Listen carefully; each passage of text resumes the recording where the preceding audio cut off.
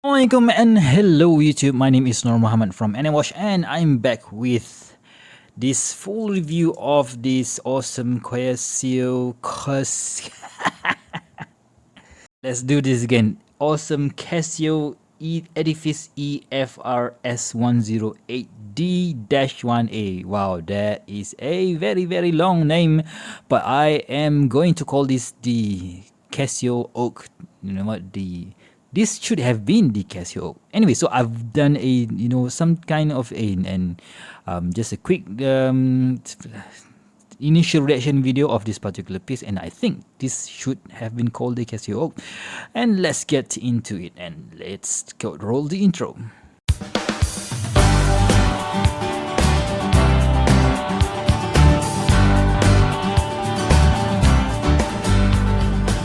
So welcome back. So this is my full review of this particular piece, this awesome Casio Edifice. So this is actually the first time that I've ever got my hands on one of these Casio Edifice in that matter. So yeah, what is so special about it and why I think that this should have been the Casio Oak, right? So let's start with the dimension, right? So we need to fire up the caliper. So let's see how big or how small it is. It's quite difficult because it has this protruding, so I'm not going to be counting that. So let's just count the bezel side here from okay, so let's see if I can get it through, right? So that is about 37.6. Yeah, let's call it 38. But if we include that protruding, so it will be about 41.6. So that is still quite a nice set of dimensions here. And the lug to lug, which is quite tricky because it has this what do you call this, integrated end links here. So let's just measure the case here, right? So that is about 44.7. Let's call it 45. But if we include that a male end link, right, for the integrated bracelet, and we will get about 50 mil in diameter, 50 millimeters in length, and the thickness, right? So the thickness is at about 8.1 millimeters, so very thin and classy look. All right, so that's the dimension. So how much does it weigh, right? So I've basically I've borrowed this watch from my buddy Mr. WK, so I've put back in two links, right? So on this particular watch, and we've got about 97.2 grams, so very light on the wrist, right? So okay, so what do I think? Oh, one more thing, very important, is this is supposed to be a sapphire crystal. So let's see if it really has that. Yep, it has a sapphire crystal. So how much does it cost then? So I think you should be able to get this around 100 or 110 bucks. So yeah, something that in that territory. So yeah, does it really worth it though, right? So if you know what, I'm not going to summarize the whole review right now, but still, if you guys like this style of watch, this is a great go anywhere, do anything watch, right? Because it has that sapphire crystal, it is lightweight, and yeah, it is, you know what, even if you scratch it, you're not going to be seeing it that much, because almost all the surface that is available here on the watch case and also on the bracelet are, a brush. So the only part that you can see a polish finishing is on this beveling here and on the center of the links, right? So yeah, for me, brush bracelet means durability. So because you can't really see any scratches on the surface of the and scratches on the surface of the case and also the bracelet. So yes, a good go anywhere, do everything type of watch, right? So let's get back to the case, right? So we have this hexagonal finishing on the top. So we have a vertical brushing on this bezel here, and on the case itself, it has that vertical brushing as well. And with these 4 rivets, I think that is just a pin that is slotted in. I don't think it is an engrave, but yeah, it's just I don't know why, but I do really think it is really not unnecessary, but still, it is what it is, right? So, and check out that beautiful dial, right? So it is not black. It's a bit of a dark gray with that vertical lines in the in um, vertical, how to say this, brushing. Yeah, it has that brushing. I don't really think it has any texture, but the brush is uneven, but it makes it looks special in my opinion. Right, and we have that those it looks like applied indices with a polish outer edges there. They are Lume, but it is not that great to be completely honest. And we have a minute track on top of this chapter ring, right? So on the top we have this Edifice Casio with sapphire written in gold, and yeah, hence the gold second hands. And we have a water resist of 100 meters and also written in white color. And at the bottom here we have Japan movement, right? So the hands here is very simple, sword style hands, minute and hour hands, so it is at the same direction, so you can't really see it. And we have a date window tucked in with that date wheel, which is color match with this or with the dial, which looks very cool, right? So on the side, so we have again say horizontal brushing here with a bit of polishing on top here and at the bottom side of the watch. And the bezel, right? So bezel is brushed on the top and polish on this side, right? So man, 8.1 millimeters, guys, so very nice, right? So integrated bracelet.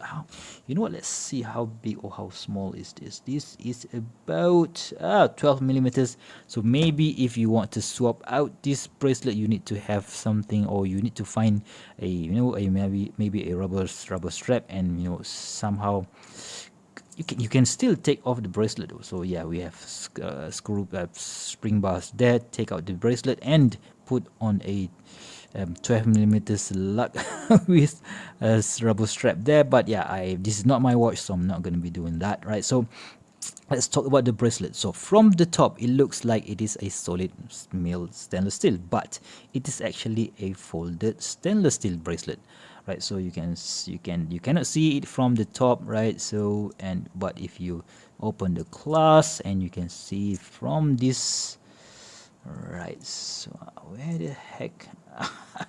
Yeah, right there you can see that it is folded. You can see in between the pins, in between the links here, you can see that this is a folded bracelet. So but I can assure you that Casio makes a whole lot better bracelets than the ones that you would find on Seiko 5s. I've been using this for about a week, maybe a week and a half now. So no hair grabbing, hair pulling issues whatsoever. If you compare it to the ones that you would find on Seiko 5s, those are definitely a hair puller, right? So we have a simple Edifice stamp clasp here with this dual push button here with this stamped what you call this swing arm, and we have 3 micro adjusts here, right? So yeah, not that big of an issue, but of course if you don't like it, you can just swap it out. So let me just see if this one is 18 millimeters. You can get those mil clasp from AliExpress, right? So nothing really fancy. At the back we have this Casio sapphire crystal with the serial number and the model number there, and the module that is used here is 5359, right? So I don't really remember how long this battery will last, so I believe maybe 2 or 3 years. Nothing really that long, I think, but it doesn't have any light whatsoever. But still, let's check out the Lume. It's not gonna be great, seriously, I can tell you that up front, but it is there, but it's not that great. So that is the only area where I wish Casio should have been focusing their resources to bring us much more better Lume watches, right? So of course you can see here that it does glow green, and it doesn't really stay that long. So yeah, it's not really an issue there. Okay, so where the heck is my switch? Alright, so let's put it on the wrist and see how it looks on my 6.75 inch wrist. But before we do that, let's do a quick wristwatch check. Today I am wearing my thinnest Casio ever. This is the A700W, a very nice looking vintage style strap, right? Vintage style watch. So you know what, let's just compare it. This is supposed to have a thickness of 6 millimeters. Yep, 6 millimeters, right? So but it is of course a very small watch at about 34, I think. So yeah, you can see that if you can compare it, you can see that the A700W is still a whole lot thinner, but for something that is this big, I can definitely forgive it, right? So okay, so let's see how it looks on my 6.75 inch wrist. So yeah, very nice. So the lug to lug is even if we have that 40, this male end link is still, it is still 48 millimeters, so but it is okay, right? Still okay on my wrist, and it looks so damn cool. And I just wish that it doesn't have that integrated lock, right? So what do I think? Do I think I should get one of these? For me, no. For me, I would go with the other version of this particular edifice, of another version of Casio Edifice with sapphire crystal and with a 20 millimeter slot. I will put the photo somewhere around here. That for me is the perfect watch for me, right? Because I prefer to swap out straps. You know what?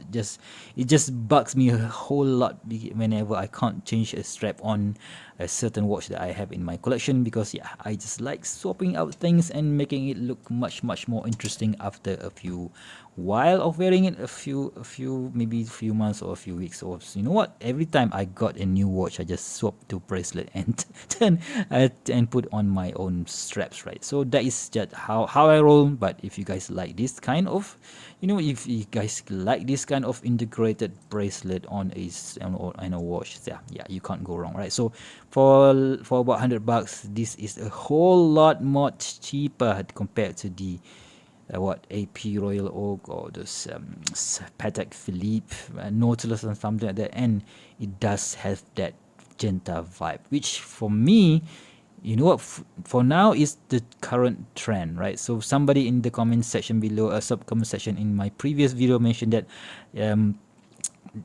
he was like, he doesn't really like where Casio is going on that, right? How Casio is riding on that trend.